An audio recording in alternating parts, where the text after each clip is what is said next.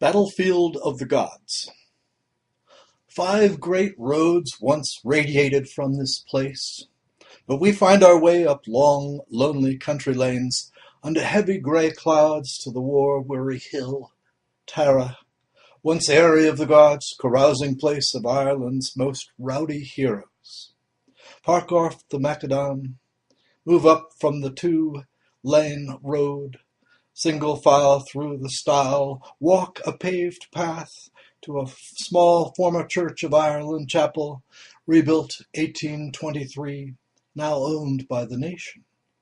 See a film explicatory, pass through a Tommy-come-lately graveyard. Climb stone steps, step through a second stile unchallenged, although in ancient times no one might enter without first declaring his art. Each question closely made to defend his claim. We, a skilled fretmaker, a poet, 2 others whose finest arts may be engineering and genealogy. 4 echoes from America of the millions who fled uneasily step beyond the last tree, joke about the return of the heroes to this hill. Too old now to think ourselves gods. But what man so filled with years that he ceases to expect that sometime, somewhere, at least once, he might yet prove himself a hero? 512 feet above sea level, we stand in this place of solstices and secret ceremony, druidical rituals, the habitual gathering spot for the most canny-crowned heads of old and sharpest swift bronze swords that too often glistened with gore, gleamed also in more sedate campfire light at this center of tombs, cairns, hill forts, this high-ringed seat of the god Luke, the goddess Meb, she who dispensed mystical mead for strength, perhaps from a golden cup, inaugurated each new high king by prostrating herself, could also assume the dominant position, rule personally if the times and the weakness of male candidates demanded it. At the head of her own armed hordes, could lead the charge, build the legend, and sometimes the nation. Such tales yet weave spells round these keeps, pagan burial places planted for 40 centuries. So we walk the ghosted hills where gods presumed to tread. A few fearless humans rushed in, willing to be and do every ruthless thing necessary to rule. Clouds above us abruptly clear off. We pilgrims stand surprised by sudden sunshine, see at last stretching away from us the bright storied mountains. Upon the great green rises, turn our faces to a scouring blast. Astride the windswept fort of kings, find a brilliant new perspective, survey the central plain's luxuriant vistas, buffeted by air out of the west, as fresh as timeless truth. Whilst we peer into a padlocked tomb, see a hand-decorated bowl in this gathering place where once he who would be king faced tests, mounted a chariot drawn by 2 horses of one color, steeds never harnessed before, donned a king's mantle to prove it not too large, drove a horse-drawn chariot between block and Bologna, stones set impossibly close together. Heard at last against the axle the screech of blessing from Liafel, the nation's white granite phallus. A contest only fruitly for the worthy with midnight's power to cloud minds on this hallowed ground of nobility, vaunted strength, solemn legitimization of power, where torches burned above deep trenches along stout wooden palisades. Each high king crowned here given a mandate, admonished to rule justly, peacefully, prosperously, truthfully. Rulers who sometimes held hostages while also constrained themselves by taboos, far beyond those on other men. Conaire Moore, for instance, forbidden to hunt swans or plunder, not allowed to leave Tara for more than 9 days in a row.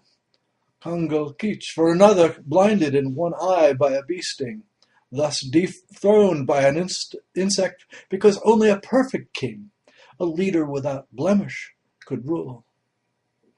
And walking these grassy hills in this place of lingering mystical power, we ponder the impossibility of a king's perfection, the paradox that prevents the dial from sitting upon this hill.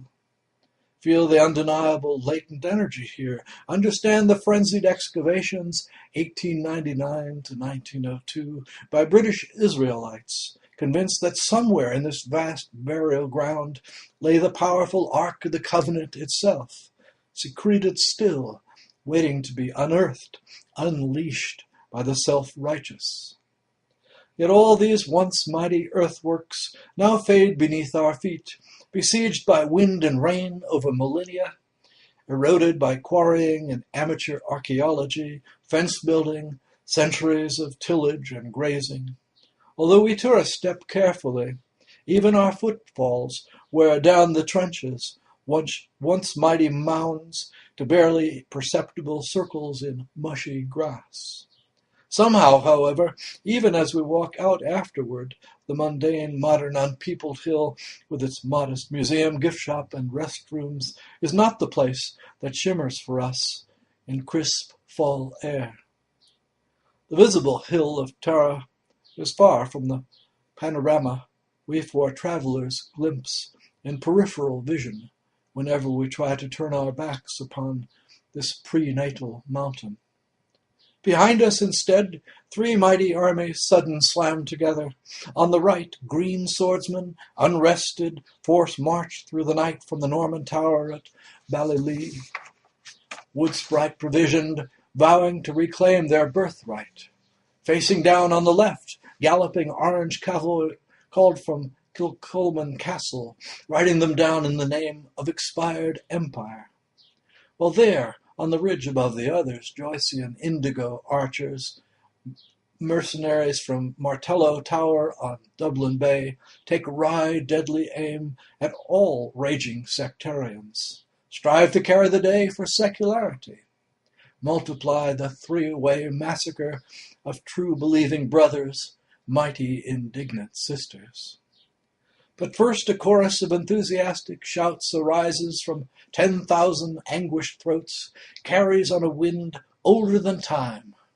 Sounds the bloodlust harmony of fierce warriors, singing eagerness to kill or die, a complete inability to coexist with anything they judge to resemble heresy or injustice. Savage, noble cries of shared determination that will not be denied shake the long-contested hills between us. We turn quickly, hoping to see it all, the way brave men and women fight and fall, finally perhaps to understand this legendary landscape, exactly what is forever at stake, why our ancestors could not stay. Find, however, we never wheel rapidly enough. Always only apprehend a lone cloud gathering over the all but empty hill. Nonetheless, sense, as its darkening shape sweeps these heights, the more menacing parallel shadow world, in which epic action always must serve aspiration. Know that in this final hour our own battle begins. We too are inexorably drawn in. That ancient wars still hold hostage every human heart.